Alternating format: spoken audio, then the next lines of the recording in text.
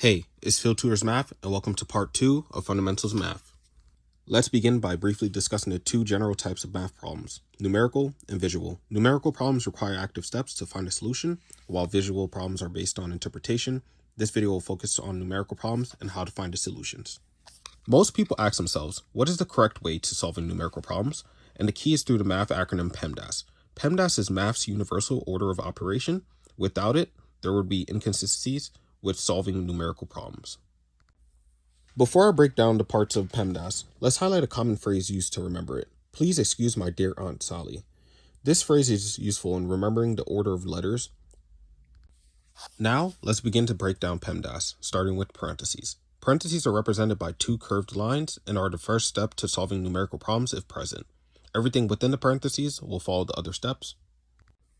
The next step to solving numerical problems are exponents. Exponents can be represented by powers or roots and shows how many times a number is multiplied by itself.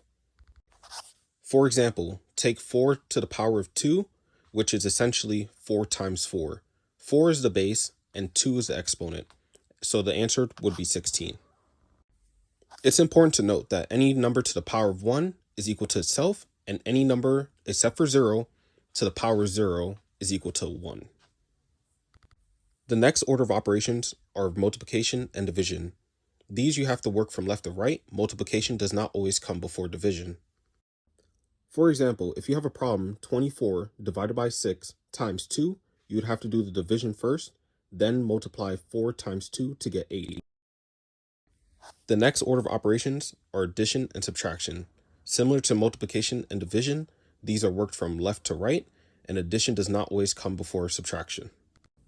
For example, 5 minus 2 plus 8, you would have to do the subtraction first, which will give you 3 plus 8, and then the answer would be 11.